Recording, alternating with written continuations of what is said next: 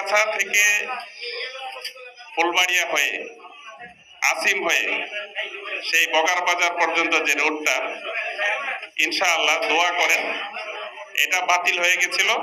আমরা এটা 2 এমপি, আমি আবার মুক্তাগাছার এমপি রে ফোন দিয়েছি। উনি শোনার পর আমি বললাম আপনারও তো এখানে কিছুটা রাস্তা আছে, আপনারও তো এখানে কিছু দায়িত্ব আছে। বললো কি করতে হবে শুধু বলেন। আমি বললাম আপনার প্যাডে আপনি একটা ডিউ লেটার দিবেন। আমি ডিউ লেটার লিখে পাঠাইতেছি, কালকে লিখে পাঠানো হবে। আমি এবং উনি দুইজনে ডিউ লেটার দিয়ে আমি দ্রুত এটা পাঠাবো ইনশাআল্লাহ।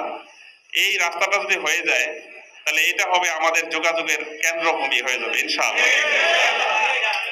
এরপরে ফুলবাড়িয়া ময়মনসিংহ এই রোড প্রশস্তকরণ, এটার জন্য আমরা কাজ করে আসছি। আলহামদুলিল্লাহ এটাও রোডসের আন্ডারে হবে। ইভেন আমার একটা রাস্তা নিয়ে আমি রোজা নিয়ে কথা বলার ইচ্ছা ছিল, কিন্তু আমি এই কথাগুলো আপনাদের মাধ্যমে বলতেছি। এই জন্য আমি এই ফুলবাড়িয়া টু কেশরগঞ্জ রোডটা খুবই গুরুত্বপূর্ণ। এটা হলো এলজিইডির আন্ডারে। আমরা এটাকে এই প্রশস্ত করে ওইখানে আপনার সেই সাগর দিঘি এদিকে আর এইদিকে মধুপুর পর্যন্ত যে রোড গেছে, মানে এই দুইটা রোড এখান থেকে বের হবে ইনশাল্লাহ। এবং এই রোডটা এলজিইডি থেকে প্রথমে আমরা রোডস এন্ড হাইওয়েতে নেওয়ার জন্য একটা ডিও আমি রেডি করতে দিয়ে আসছি, কালকে ইনশাল্লাহ পাঠাবো।